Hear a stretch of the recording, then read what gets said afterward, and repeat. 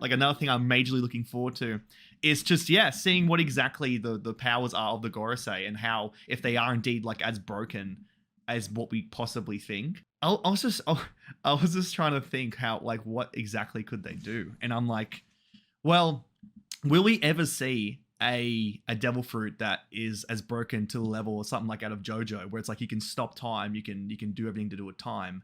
And I'm like, well, the big thing with the Gorosei is that, and with the government, is like erasing time or like just doing things with time, like the Void Century. And I'm like, wouldn't it be crazy if like each of the, I just thought of this on the fly. I'm like, because I just love being able to just get excited over these things. Like what if like one of them could like stop time, one of them could rewind time, one could fast forward, one of them could like kind of like all to do with time. Because if one person had something to do with time and did everything, that'd be too broken. But what if each of them had a different kind of part to play? But I'm just like, I want to see what they do. Because once we know one of them, like once this single Gorosei member like shows what their powers are, it's going to open the like a can of worms saying, oh my god, this is the extent of what they are. That means this person's like this person's like this. Because when Saturn's name was revealed, it's like, oh my god, that means this, that means this. So any piece of information that Oda reveals right now is going to just open up that can of worms for everybody to go crazy over, which I absolutely love. Because after I read the chapters, it's like, oh man, that's really crazy.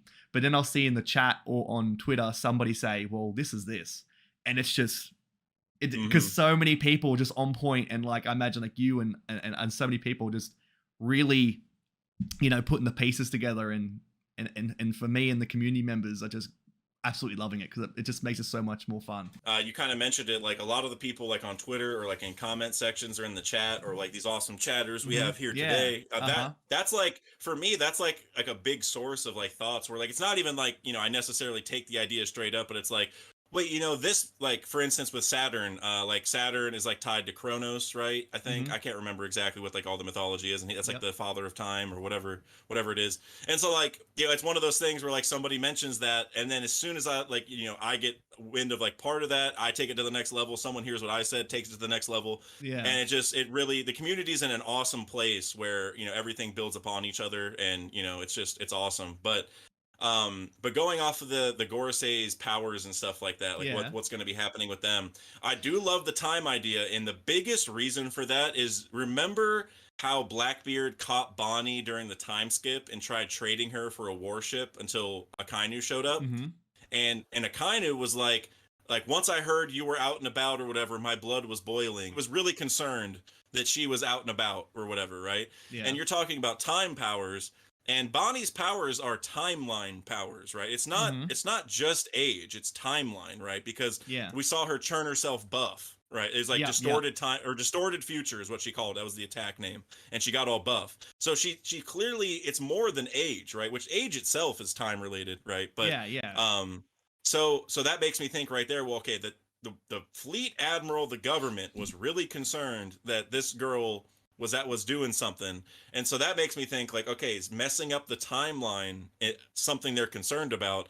Time manipulation is really tricky. I wouldn't rule it out, but it Oda's really skirted the line a lot already with time travel. So if it wasn't that, which Saturn is a good example, like I said, with Father Time, but if it isn't that, what I actually want to see is that they're legitimate celestial dragons, like space drag, like they're shape shifting. Like, I know it sounds so crazy. I'm like, I'm taking it to the next level here, but like, like how there's like the conspiracy theory that like the world's run by lizard people. You know what I'm saying? Like that joke. Well, what if the One Piece world is actually run by lizard people, like celestial dragons, like space dragons, space lizards, whatever. Wow. Okay. And so they're shaped. So like this old guy is actually like an 800-year-old dragon, like shape-shifting dragon thing, and they all have like different powers. So the powers that they would have, if I had to guess, would tie to like their elements, because like each of the 5 planets that people suspect the Gorosei are tied to elements.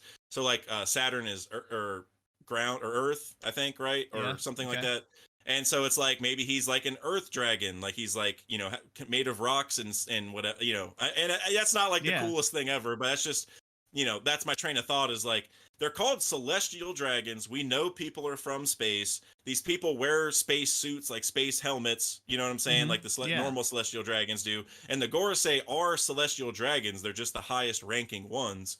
So I would love it if they were legitimate dragons, like maybe from different planets. Or I know that's Yeah, like so yeah. crazy, but to me, it's like that name's got to matter. That name's going to be deeper Yeah. than just like, hey guys, we need to pick a name. Like the Celestial Dragon sounds really cool. Like like no chance. Like that's not it. Yeah. It's going to be something that matters. So that's what I hope. It would be right up Oda's wheelhouse to have something like be revealed like that. And it's like, oh my god, this entire time they were called the Celestial Dragons, and they actually like, Yep, it's like right in our face. Exactly, and that's been an ongoing thing with Oda. It's been driving me crazy, and it's so fun to obviously just enjoying One Piece, like, you know, agnostic of our theories is amazing and worth it and everything. But when you also add that extra layer of having theories and having them trickle truth to you like this, it's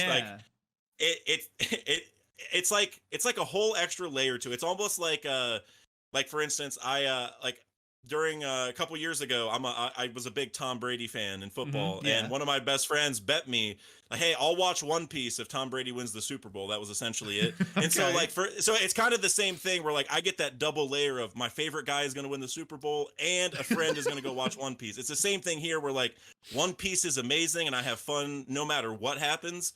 But I also get that extra layer of getting, you know, theories kind of right, or at least, you know, trickled to being right. And it's like, man, that is like euphoric almost, you know. It's like so much fun. Yeah, it's like on your point being like that euphoric feeling of like getting a theory right. I can't imagine the excitement you guys are all having all these wild out there theories being like the ones that people won't believe. Like, what do you mean like Mihawk's a sword? What is that?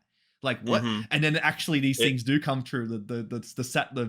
The gratification and the fans like of your channel has been like, oh my god, you know, that's really cool. Yeah, Randy Troy said it best, where, you know, I like it when I'm right and I love it when I'm wrong, because usually Oda's going to do something better. Like if I come up with a theory and I'm wrong, it's going to be something cooler. So that's another euphoric angle to it, where it's a win-win most of the time. You know what I mean? Like I'm either going to get the theory right or I get it wrong, and I can be like, guys, but I mean, I don't even care because it's so much better. Like I'm glad I'm wrong. You know what I mean? So it is just a, I don't know, it's an amazing time to be alive, like getting to see One Piece end, it just in general, like just being around, because, you know, even the people who will, you know, because One Piece is going to end and people for eternity can read One Piece, right? But we're only going to have one chance to be here while it's ending and to like make these theories and see if they even come true, because like who's gonna know the series is over, get to this point, be like, I'm gonna make some theories and then read the rest and see if, like, nobody, like, you know what I mean? That's not the same thing. So it's amazing time for sure.